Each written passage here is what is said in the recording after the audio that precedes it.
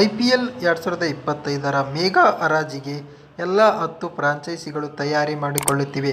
November 24-25ರಂದು ಜೆಡ್ಡಾದಲ್ಲಿ mega ಹರಾಜು ಪ್ರಕ್ರಿಯೆ ನಡೆಯಲಿದೆ. ರಿಷಭ್ ಪಂತ್, ಕೆಎಲ್ ರಾಹುಲ್, ಶ್ರೇಯಸ್ ಅಯ್ಯರ್, ಯಜುವೇಂದ್ರ ಚಹಲ್, ಇಶಾನ್ ಕಿಶನ್ ಸೇರಿದಂತೆ ಹಲವು ಪ್ರಮುಖ ಆಟಗಾರರು ಈ ಬಾರಿ ಹರಾಜಿನ ಪ್ರಮುಖ ಆಕರ್ಷಣೆಯಾಗಿದ್ದಾರೆ. ಮೆಗಾ ಹರಾಜಿಗೆ ಮೊದಲು ರಾಯಲ್ ಚಾಲೆಂಜರ್ಸ್ ಬೆಂಗಳೂರು ಫ್ರಾಂಚೈಸಿ ಅಭಿಮಾನಿಗಳಿಗಾಗಿ ಅಣಕು ಹರಾಜು ಪ್ರಕ್ರಿಯೆ ನಡೆಸಿದೆ.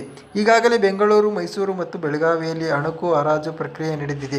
ಎಲ್ಲ 10 ಫ್ರಾಂಚೈಸಿಗಳ ಅಭಿಮಾನಿಗಳ ತಂಡವನ್ನು ಮಾಡಿ ಹರಾಜು ಪ್ರಕ್ರಿಯೆ ನಡೆಸಲಾಗಿದೆ.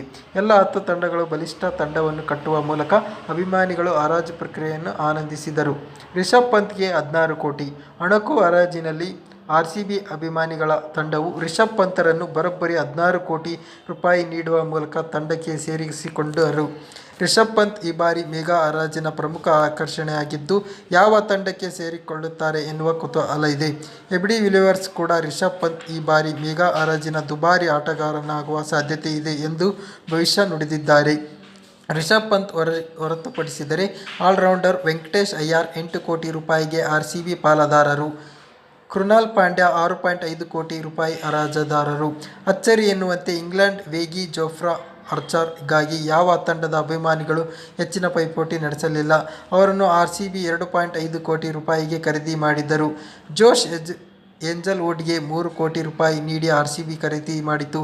ವೇಗದ ಬೌಲರ್ ಟಿ ನಟರಾಜನ್ ಖರೀದಿ ಮಾಡಲು ಎಲ್ಲ ತಂಡಗಳು ಪ್ರಯತ್ನ ಪಟ್ಟಿದ್ದರಿಂದ ಅವರು 10.5 ಕೋಟಿ ರೂಪಾಯಿಗೆ ಆರ್ಸಿಬಿ ಪಾಲಾದರು.